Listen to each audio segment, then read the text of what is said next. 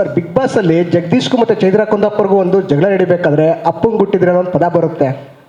ಅದೇ ಸಾಂಗು, ಅದೇ ವರ್ಡು ಈ ಒಂದು ಸಾಂಗಲ್ಲಿ ಬರುತ್ತೆ ಸರ್.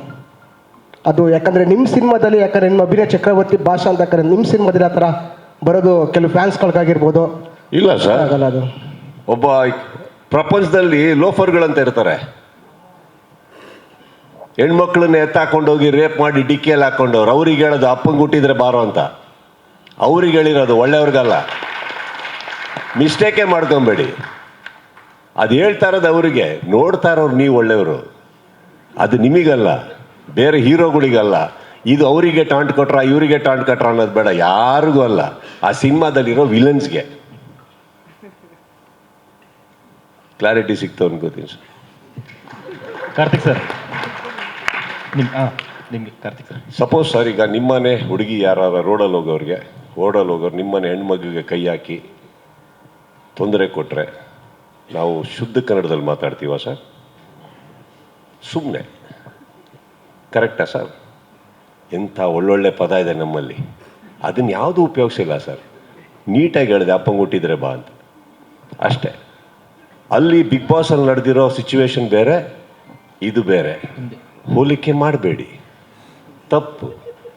ಇದು ಲೋಫರ್ಗಳಿಗೆ, ಮಿಕ್ಕಿದ್ದೆಲ್ಲ ಒಳ್ಳೆಯವ್ರಿಗೆ.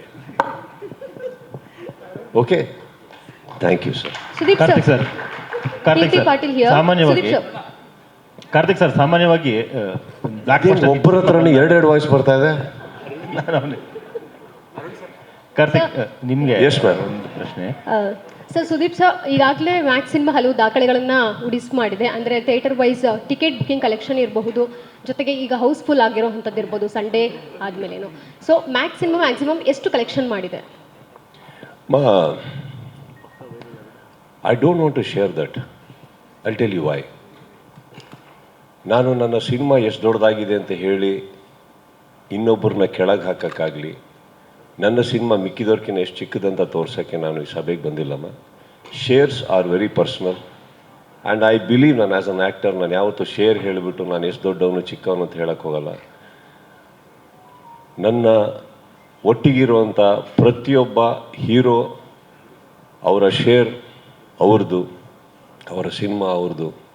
ಇಲ್ಲಿ ಖಂಡಿತವಾಗ್ಲೂ ಕೂತ್ಕೊಂಡು ನಮ್ಮ ಸಿನಿಮಾ ಫಸ್ಟ್ ವೀಕ್ ಇಷ್ಟು ಮಾಡ್ತು ಅಂತ ಹೇಳಿ ನನ್ನನ್ನು ನಾನೇ ಯಾವುದೋ ಪೊಸಿಷನಾಗಿ ಇಟ್ಕೊಳ್ಳೋಕೆ ಹೋಗೋಕ್ಕೆ ಆಸೆ ಪಟ್ಟು ಇದು ಬಂದಿದ್ದಲ್ಲ. ಇಲ್ಲಿದೆ ತುಂಬ ಚೆನ್ನಾಗಿ. I made sure this was my line.